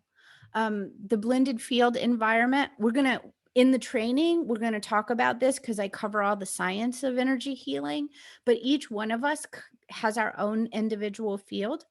And when we come together, those fields blend. And here's an example. I don't know if you have ever come, like had somebody walk into a room when you're facing away and you feel them. You kind of know, like, hey, there's somebody in here, or somebody's really far away and they're looking at you. That's energy transfer that's happening in a blended field environment. And that's what allows us to work together. That's what allowed me to pick up on Shirley's expression of energy in her throat, because we are in a blended environment, and my energy is reading her energy, and we're doing this. Joanna, I'm sorry, if you need to leave, please do that. Absolutely. And catch the replay. I apologize for going a little bit over. So let's go to the next slide and just talk a little bit about the architecture. So we talked about this, the process for your process, the practice and the resources are all available for your confidence. And so this kind of brings us into the training. And I just want to spend a few moments talking about what's included in this big training that I do once a year, and then we'll do the group healing. Okay, can you go to the next slide? All right. So the distance healing course itself is broken into 2 different parts, and the parts are about 3 months apart. The first one focuses on the foundations of group healing. And so it covers the research, how does the science work? It covers some intuition development practices. I have case studies for you that you can work with and listen to. So you can listen to that consultation, so that you can listen to what a distance healing one-on-one session looks like. I have information about technology, what works, what doesn't work, which are more expensive. And like it doesn't matter whether you're very skilled in technology, or you just want to use the phone, or you don't even want to use technology. Holly and I have come up with kind of tiers in the technology to help you feel at home no matter what you want to work with and work through for your healing sessions. To attend to your self-care, I've recorded a beautiful cleansing meditation that uses your core star essence, and a lovely bridging to hands to heart meditation to help in your practitioner preparation. So the curriculum itself gives you all these really beautiful tools. I also have given you all of my templates. So my intake questions, some of my favorite ones, I've given you those in a template. The free consultation script, I've given you 2 versions of that just so you can follow along. Techniques for activated clients, my informed consent template, you have that. My invocation and attunement, the affirmations that we did, that Shirley and I did, I teach you that. And then what's really cool about this class is that, yes, I hand you everything you need to know for your one-on-one practice. And then we come together 3 times. And the first night, oh, Holly, can you go to the next slide? I think I actually talk about this. Yeah, the first week is all self-paced. So that's when you're going to kind of study up on the research. And I have videos of me telling you about the research so you don't have to decode it. I just tell you about it like a normal person, like we're in conversation, so you can get the talking points and listen to it again over and over. We're going to talk about informed consent and talk about that free consultation in the first self-paced module. So there's no live class the first week. That's all like getting your feet wet and understanding what this consultation looks like. And then we'll come to class together the second week, and we're going to practice it in small groups. And then after that, when we practice it, we're going to come back and talk about it, because that's where the magic happens. We're going to really talk about what it means to give a consultation, what's getting in the way, what the experience was like, and we're going to do it with the video on. The next week, we're going to do video off so that you can practice doing an intake, and you're going to use my questions and see how that traction works for you. And you're going to get to see the difference. Oh, do I like video on? Do I like video off? In the third week, we're going to come back and practice a regular session where you get to integrate your modality into my architecture with another person and see, hey, what can I refine? What do I need to change? What did I love? What do I not love? And you can choose, hey, I think I'm going to try video on again, or I'm going to try video off again. So that's the first class. And I've also, because we have a lot of people in Europe joining us for this exploratory call, I've also added a more European friendly time for the practices. So 2 p.m. No, so 5 o'clock to 6:30 p.m. Eastern time, or in Europe, 2 o'clock to 3 o'clock Eastern time, which I think is 7 p.m. To 8:30 p.m. In London. So that's the July. So no, I would never work 5 o'clock in the morning. That's way too early for me. Everything's recorded as well. So you can always watch the recording, practice with a friend, or we can hook you up with a practice partner.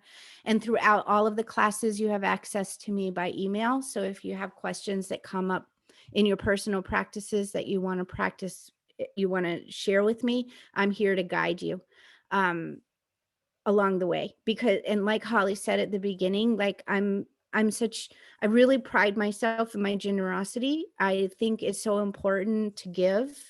And I do think it would be really helpful for hypnotherapists if you're working over distance. Absolutely. Absolutely.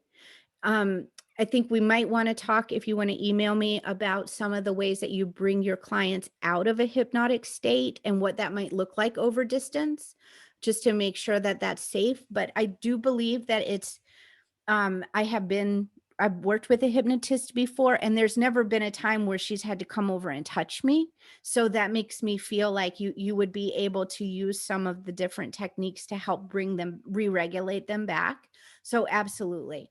Holly, will you go to the next slide, please? Great. So for the distance healing foundation class, just one-on-one, the single payment's $269, and the double pay, like if you want to break it up, is $145. It's regularly $399, so it saves you $130. We're kind of in an early bird moment here, and so that ends June 7th.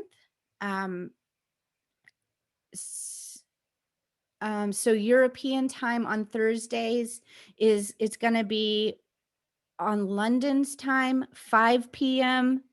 It's 2 p.m. to 3:30 here. So that's 7 p.m. to 8:30 p.m. in London on Thursdays. Unfortunately, that's as early as I could get this year. So where was I? Yeah, you're welcome, Maria. No problem. I'd love to have you. And so the single payments, $269, 2 easy payments. We try to make it really, really easy for you. And then the next training, Holly, if you want to go to healing with groups. So the group class, we meet 3 months later. And so what I like to do is give you time to go through and kind of modify your practice and finesse it and see what works and see what doesn't work when you're starting to work over distance and using all the templates and the scripts and things like that. And we come together, we review the foundations, the one-on-one sessions first, so that everybody has a really strong base in that. And then what we're going to start doing is moving into groups. So we're going to learn about the group science, morphogenic fields, and entrainment physics, which is all about that merging of the field. And don't worry, I'm not like a super geek, so I like to bring it down to earth level. So when we talk about the science, you're going to get little sound bites like, oh, I can use that. Remember when I was telling you that for groups, we've got a little bit of a heavier lifting around marketing? Well, I'm going to give you all of my marketing templates and emails as well, because I've worked hard trying to get the language in a really loving way. So I want to offer that to you. You're going to notice that this second class is a little bit more expensive. That's because of this entire business component that comes to it. We're going to practice in the class working with our voice and working with cadence and working with music. And I've got guides for you on how to use Zoom. We have group safety techniques, group healing, like closing the container. We have all the templates for groups again. Holly, you want to go to the next slide? And oh yeah, this is just a picture of all the marketing templates. So your program announcement all the way through announcement, confirmation, reminder, the welcome letter. There's marketing templates around an overview of a group program. What are the benefits of a group program? I've done all this work. Let me give it to you. Like, there's no reason to reinvent the wheel. You can use it, you can adapt it, you can change it, you can use it word for word if you want. This is just part of, let's get this, let's get all of us out in the field. So the next group training on the next slide, Holly.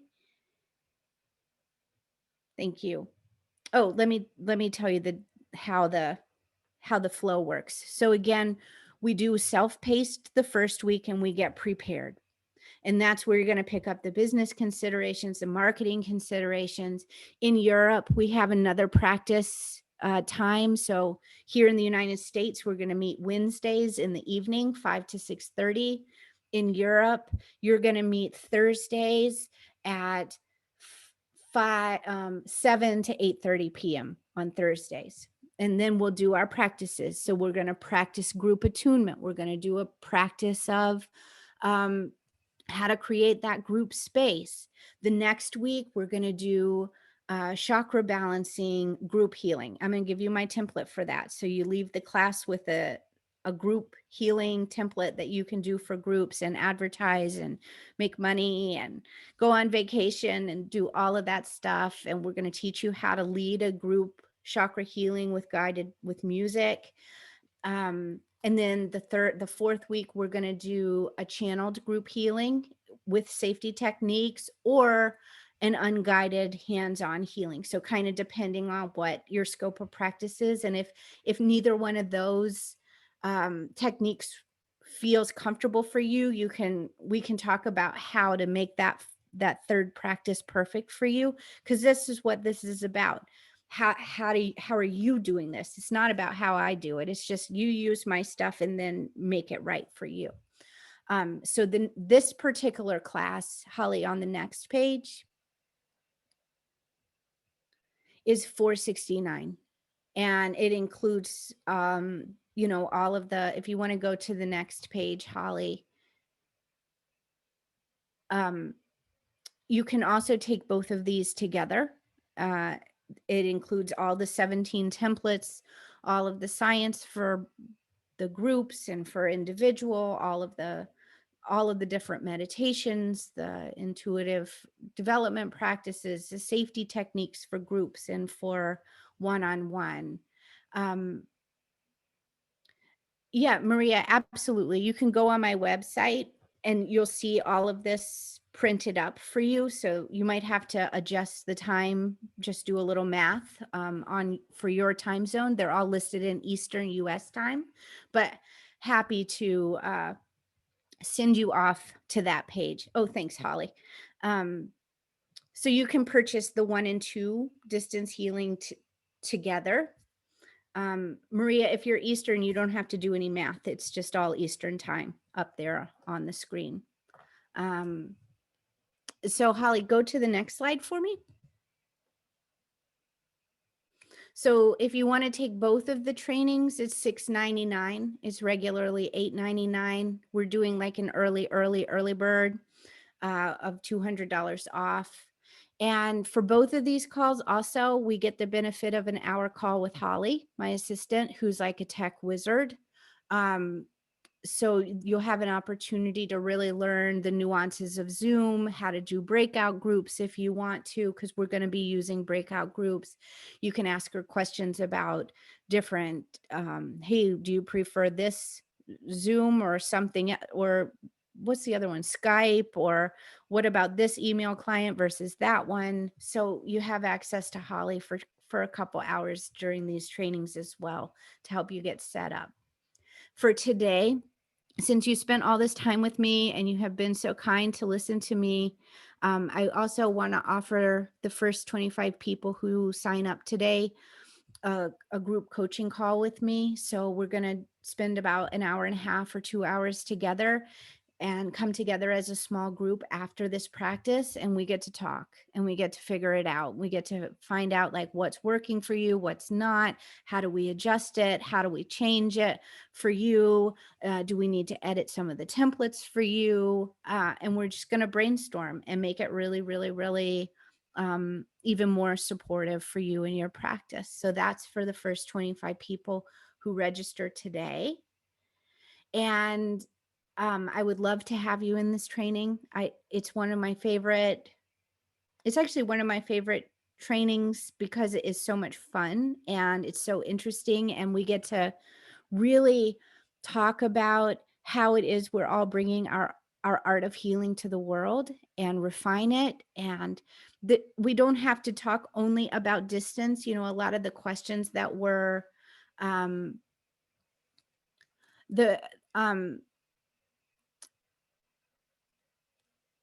sorry, I was reading Jen's question and I got a bit confused. But what I was saying is in the practices, it's all about making this for you. And Jen is asking, may I ask, what do you charge for the Thursday night group session? Oh, Okay, I think it's a different program that she's asking about. So Holly can take care of that. That's a different program. So are there any other questions about this training before we get on to the group healing, which is probably why we all signed up anyway, because it's Saturday night or Saturday afternoon. And you're so welcome, Kathy. Yeah, this is a big training, but I hope that all of the love and materials that we put together for you is just going to help you go from wherever you are now, boom, to working over groups. And that's what we heard last year when people were taking it, that they felt so empowered. And I love the practices because we keep the class really small. Actually, there's definitely not going to be more than 160 180 people in the class. That's because I want to make sure your small groups are 4 people and no more. And so it looks like it's a large group. That's amazing because we get a lot of questions. But then when you're actually practicing, it's super intimate and super loving. Holly can put the link in for registration. It's a super long page. So if you just kind of go, you'll see little buttons like foundation course, groups, together. You do have to take the foundations course first before the groups. So if you haven't already taken that, you need to take them both together, or, you can't just take the group class. Here's why. I promise I'm not being a jerk. It's because all of the architecture that you need to learn is in the first one-on-one consultation class, and then we refine it for groups. So if you just came in for groups, I'm afraid that you would feel disempowered coming in to a group practice and not having the benefit of already been practicing and already been working with the scripts and using the templates and all that good stuff. So I did think about, could I offer the group class for those who already have a distance practice? And I think it will be more empowering at the end of the day to do both together. So thank you. Thanks for that question. Yeah, in class, we spend Q&A after.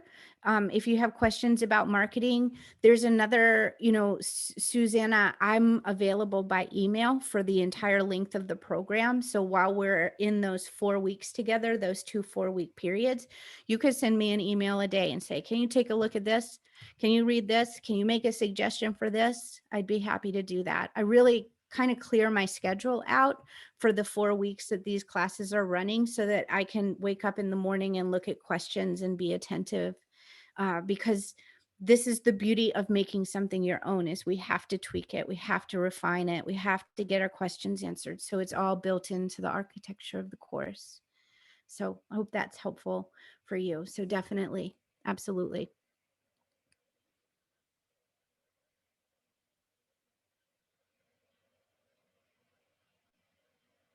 Margie, you can take the 1 and 2 you're offering now. Yes, exactly. Yeah, you can sign up for the 1 and 2 now without having to take, another course. It's just like the full complete package.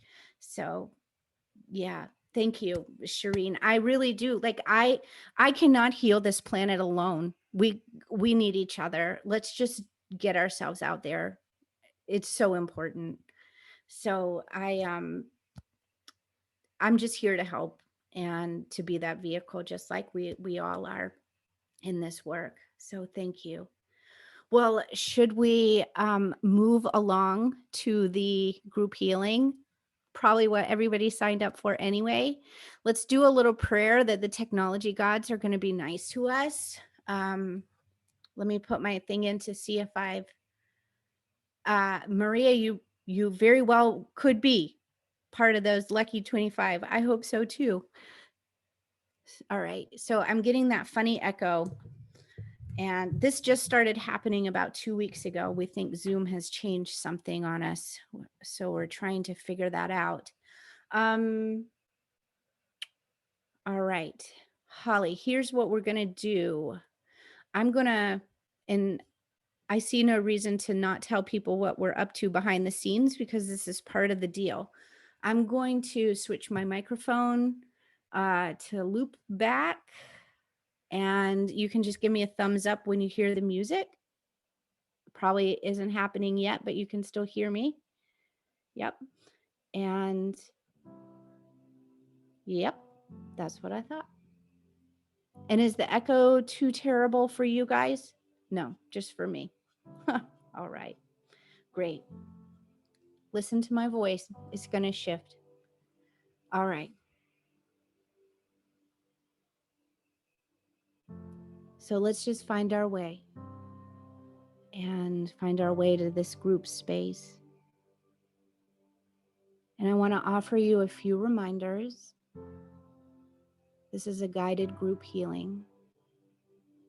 And as we come together, the vibration of this group is going to increase. Our healing intentions will be witnessed and affirmed. And as we arrive here, we arrive with our guides and our helpers. And in this space, I hold for miracles and no less. So let's arrive slowly, allowing our energies to find their way to our group container. And I'm going to start by reaching out my hands and holding your feet.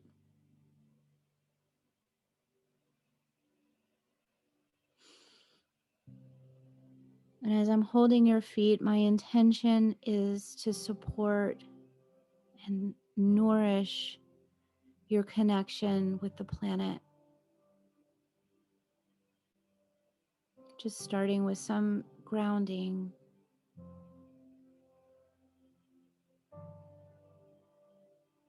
And I invite you to take a few deep and cleansing breaths.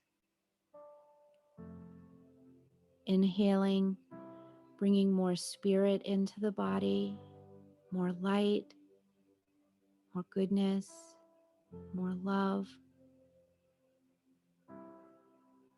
And exhaling, letting go or beginning to let go of that which you no longer need.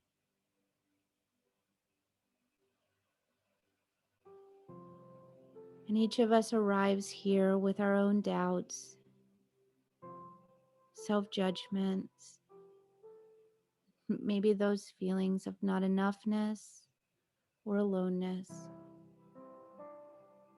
And this is a time to attend to that part of you which is reaching out for more love.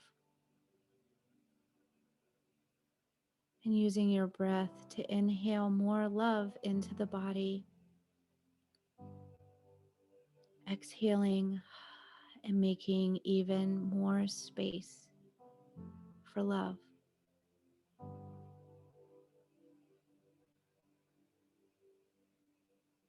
And allow yourself an opportunity to go a little bit deeper. Invite yourself to stillness, to that space of quiet.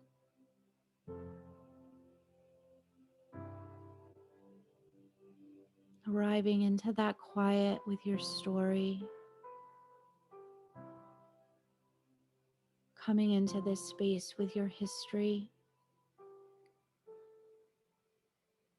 A history like a library with so many records. Histories that have our sufferings that have taught us resilience, challenging relationships that made us honest and courageous, illnesses that have taught us how to take care of our health, suffering that teaches us compassion and empathy. We call forward all of these wisdoms in your library. All of these teaching you to recognize your needs, which is the first step of any transformation. Recognizing that which is ready to be let go or changed. Inciting the awareness of spaces wishing to be filled with light, with breath, with love. And coming in with desire to attend to those parts and needs. Remembering that all of you is welcome here. All of you is welcome here. And receiving that welcome, if you wish, by smiling into that space of the group. Feeling that welcome, smiling and offering it to the group. Gratitude for being here. Finding our way to that gratitude, increasing your vibration, bringing light to the parts of you that may be feeling a little darker and heavier, letting gratitude be the vehicle for light.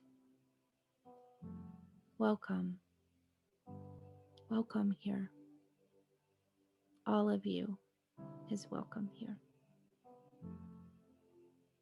And remembering that as you travel this journey of life, that you do so not only for yourself, but for the all. And knowing that the all is grateful for you and your work. So let's start with the invocation and attunement. I want to affirm you into this shared space, into this great circle, calling forward all of you. I affirm greater spirit, higher consciousness, God,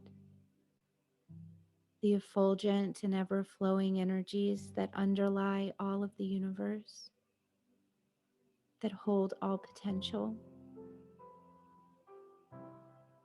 I affirm your higher self, affirming that part of you that speaks your highest wisdoms. And I'm setting our group intention that all of the healing that's unfolded here is unfolded within our highest good and highest order, gently and easily, and with no harm to self or others.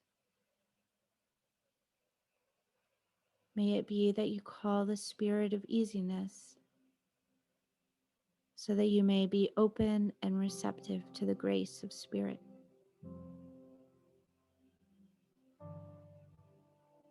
Being open and receptive to those healing opportunities so that you can gently release from outcome. And in the back of your mind, remember, like a whisper, that beautiful image of our great circle, knowing that it's both a support and a boundary. Bring yourself to circle. Find your place. Allow your breath to guide you to your known need for healing.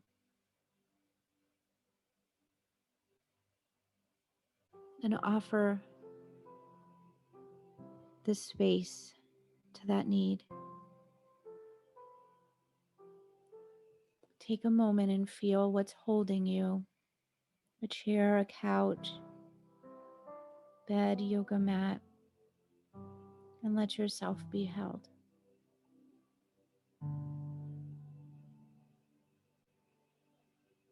Be held. Go deeper. Be still. Find yourself and feel your body. And feel the curve of the bottoms of your feet, the gentle slope, the top of the foot, the strength of your legs, the curves of your hips, the softness of your belly,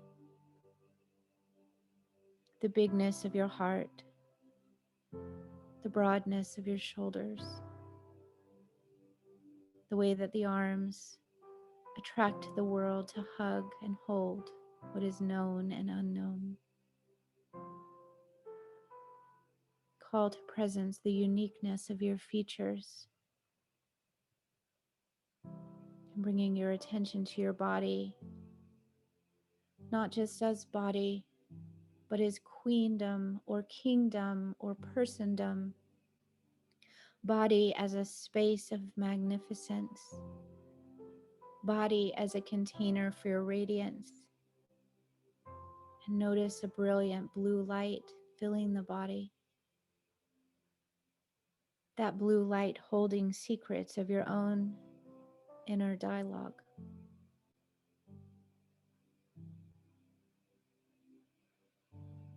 Through this blue mist of your radiance, begin to look within and find the preciousness of your spirit, waiting for you to turn your attention back for a few moments, rekindling that ocean of caring waves gently, tenderly lapping upon the shoreline of your personality,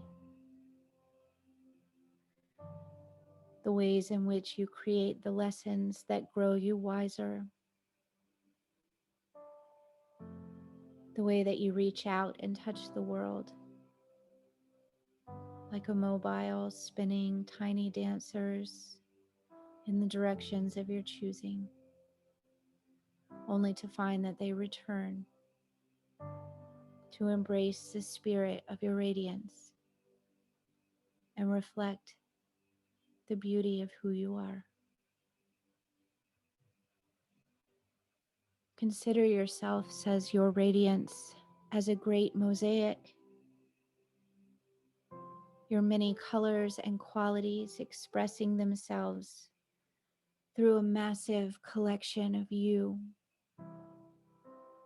And call to mind a quality that you respect of yourself,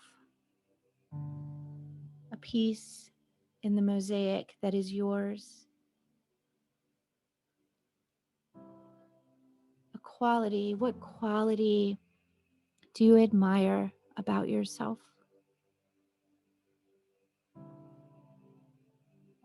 What does it feel like to be this quality? Where does it live in your body?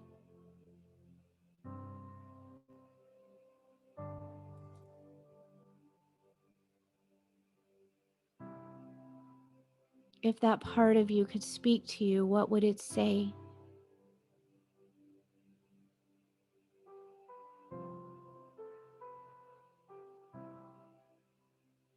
What's another quality or gift that you admire about yourself? What's another shimmering piece in your mosaic?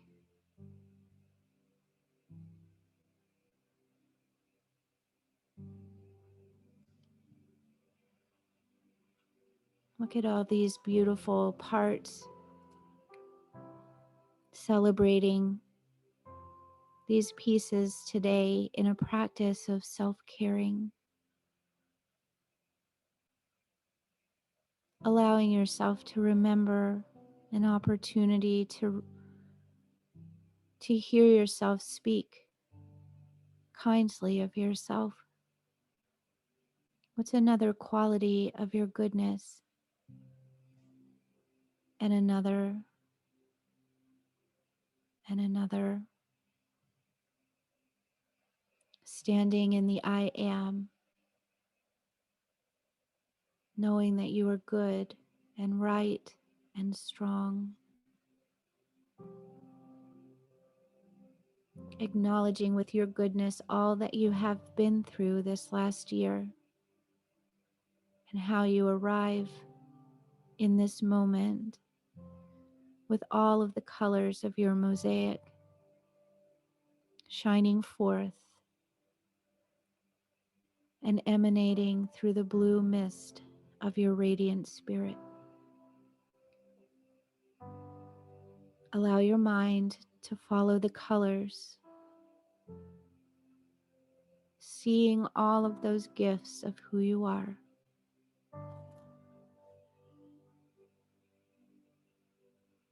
And I'm going to reach my hands and hold your feet,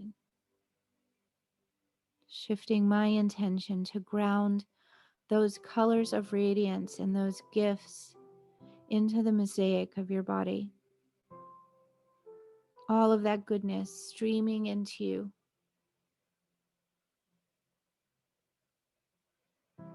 In this present moment,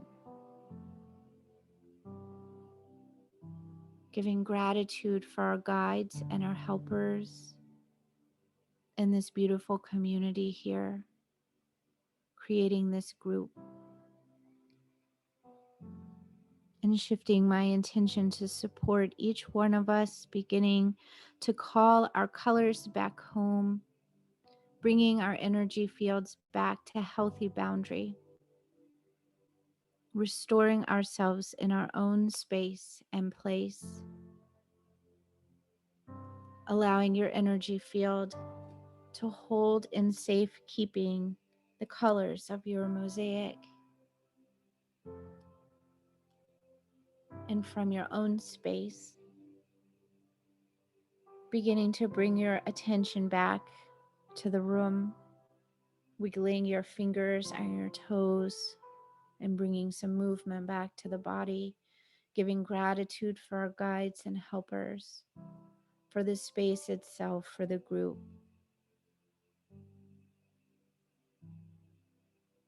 And coming back to healthy boundaries.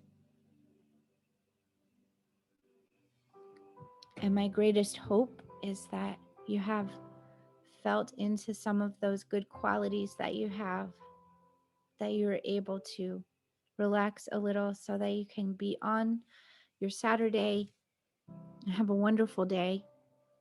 I do hope I see you in the class because it is a fun class. And Holly, thank you so much for helping us today. And thank you so much, everyone, for coming. I will be happy to stick around if you'd like to ask me a few questions about the training or otherwise. And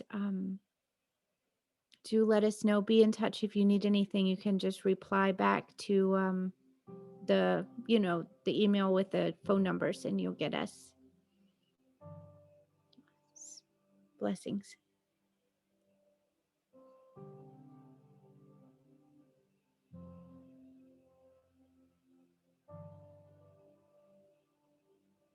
Shirley, thank you for demoing with me also, if you're still here.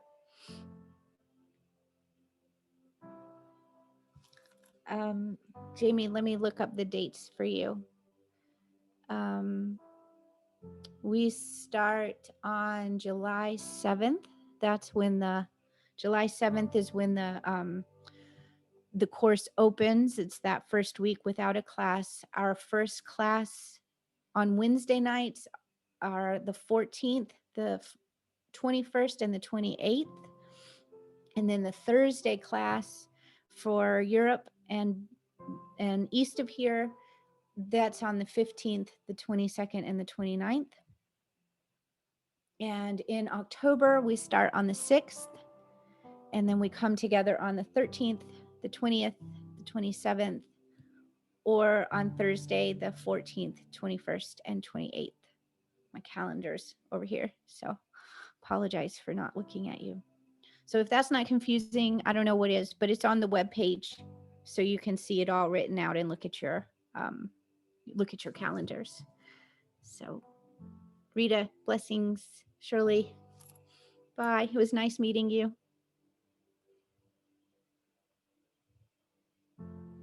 Oh, I missed I could put it out, Amelia. And again, you know, a lot of people ask, is it okay if I can't make the practices live? It's absolutely okay. Everything's recorded, and we're going to match you up with practice partners if you want to. So we'll share names for those who give us permission to, so you can sync up if the times and the practices don't quite fit. And then you can email your questions in.